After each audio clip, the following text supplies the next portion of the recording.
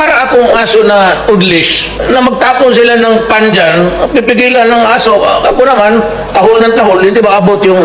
Yun ang gusto ng mga...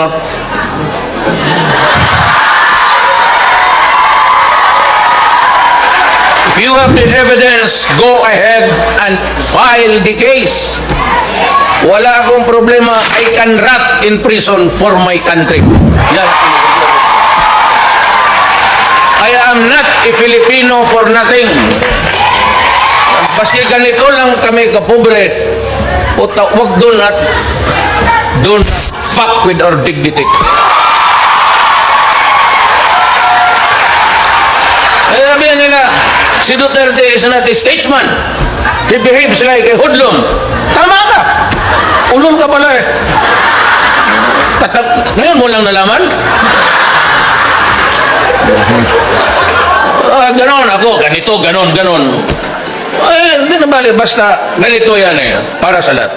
And this is really for all of you Filipinos and for the entire world. Baski anong bagay magka-diferensya, wag lang basta bayan na ang pag-usapan. Ang ina, hindi talaga tayo magkaintindihan. Drugs, 4 million narco-politics na. With the election of the Lima, the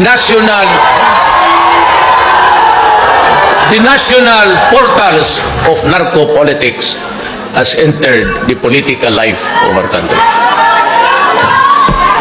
Kaya sabi ko, how do you solve now the 4 million? Yan ang hindi mo tinitignan ng Amerikano. Ang tinitignan lang niya, yun ang mamatayan ng mga drug addict. If at all. Ang iba doon, talagang sinalvage. Ewan ko kung sino. Yung iba, binabalot pa ng plaster. Sabi ko, we are not manufacturing mummies. Eh, parang mummy ng Egypt eh.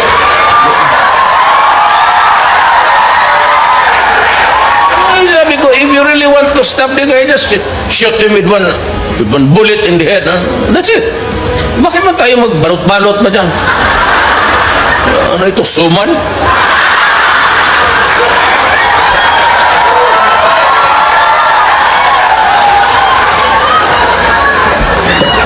Kaya ako maligaya kasi wala man akong ibang masumbungan sa bisa sana ako magreklamo hindi sa inyo.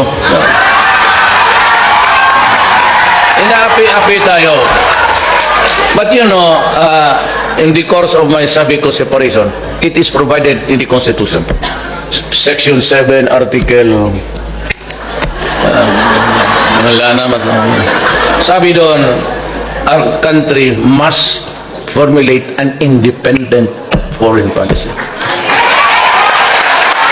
Ayaw ko dyan. Kasi mga Amerikano nandyan, sabihin naman mga militar, sir, kailangan natin ng equipment. Ganun. You know, sabi ko nga sa military, I am not a wartime president. Remember that.